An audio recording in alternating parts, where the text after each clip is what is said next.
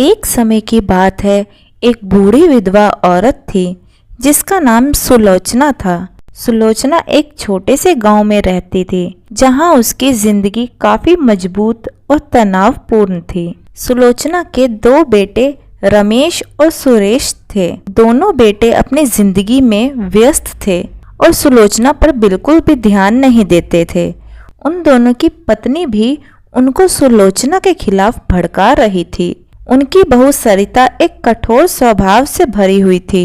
सुलोचना को अपने घर में स्वर्ग जैसा महसूस कराने की बजाय सरिता ने अपने जीवन का बोझ समझकर परेशान करने का काम किया था।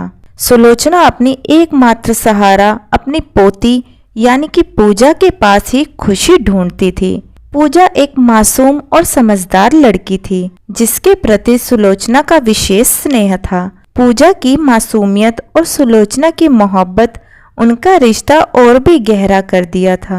एक दिन सुलोचना ने एक चिट्ठी पाई जिसमें लिखा था, अगर आप अपने बेटे और बहू के अत्याचार से मुक्त होना चाहती हैं तो एक रात के लिए अपने गांव से दूर हो जाओ।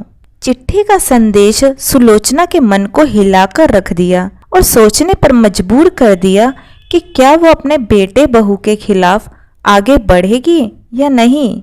रात को सुलोचना ने अपने दिल की बात सुनी और अपने प्यारे गांव से दूर चली गई। उसने अपने बेटे रमेश को फोन किया और सब कुछ बता दिया। रमेश बहुत खुश हुआ और उसने समझा कि वो ठीक किया है। सुलोचना को उस रात का इंतजार था जिस रात वो अपने बेटे बहू के असली चेहरे देख सकती थी। जब सुलोचना अपने गांव में लौट आई तो उसे एक बेहोशी का दृश्य देखने को मिला। सरिता और रमेश अपने घर में पागलपन की हालत में पड़े हुए थे। सरिता अपने रंगीन कपड़े पहन चुकी थी और रमेश अपने मनचले हरकतों से बेहाल था। सुलोचना ने पूजा को पकड़ा और पूछा, ये सब क्या हो रहा है? पूजा ने सुलोचना को सब सच्चाई बताई। रमेश और सरिता सुलोचना की जमीन और संपत्ति पर कब्जा करने की साजिश कर रहे थे। सच्चाई सुनकर सुलोचना बहुत दुखी हुई। उसके अपने बेटे जिन्हें उसने प्यार और देखभाल से पाला था, उन्होंने अपने स्वार्थ के लिए उसके खिलाफ साजिश रची थी। वह ठगा हुआ और टूटा हुआ महसूस कर रही थी। न्याय के लिए और लड़ने के लिए दृढ़ संकल्पित सुलोचना ने रमेश और सरिता के खिलाफ कानूनी कार्रवाई करने का फैसला किया।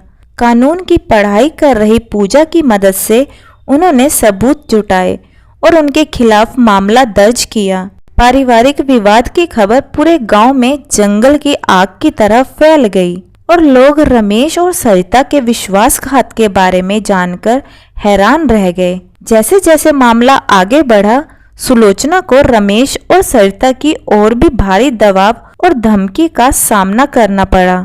उन्होंने उसकी प्रतिष्ठा धूमिल करने और उसके दावों को बदनाम करने की कोशिश की। हालांकि न्याय की इच्छा से प्रेरित होकर सुलोचना मजबूत और लचीली बन रही थी।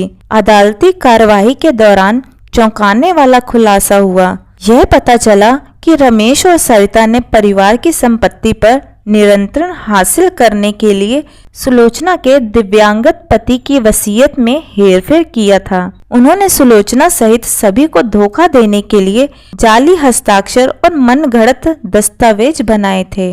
अदालत में उनके कपटीपन कार्यों से सब चकित रह गए और सुलोचना के पक्ष में फैसला सुनाया। रमेश और सरिता को उनकी धोखाधड़ी गतिविधियों के लिए जिम्मेदार ठहराया गया और उन्हें अवैध रूप से अर्जित सभी संपत्ति सुलोचना को वापस करने का आदेश दिया गया।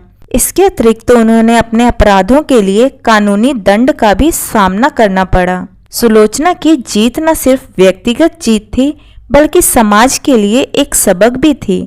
उनकी कहानी बुजुर्गों के साथ दुर्व्यवहार के मुद्दे और अन्याय के खिलाफ खड़े होने के महत्व पर प्रकाश डालती है। सुलोचना कई अन्य लोगों के लिए एक प्रेरणा बन गई जो चुपचाप पीड़ित थे, जिससे उन्हें अपनी आवाज उठाने और अपने अधिकारों के लिए लड़ने का साहस मिला।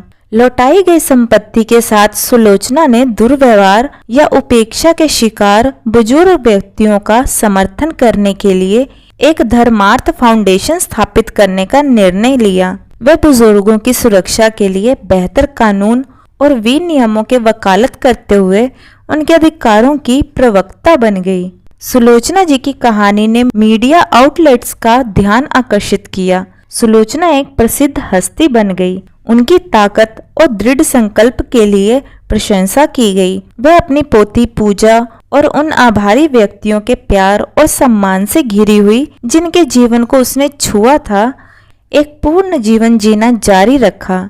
दोस्तों, इस कहानी से हमें ये सीख मिलती है कि किसी को कभी उम्मीद नहीं खोनी चाहिए और हमेशा जो सही है उसके लिए लड़ना चाहिए। तो दोस्तों, आपको हमारी आज की ये कहानी कैसी लगी कमेंट करके ज़रूर बताइएगा। अगर कहानी पसंद आई हो तो वीडियो को लाइक शेयर करें और चैनल हिंद स्टोरीज डियर को सब्सक्राइब करना ना भूलें। वीडियो को पूरा देखने के लिए बहुत बहुत धन्यवाद दोस्तों। तो मिलते हैं अगली कहानी में, तब तक के लिए जय श्री कृष्णा।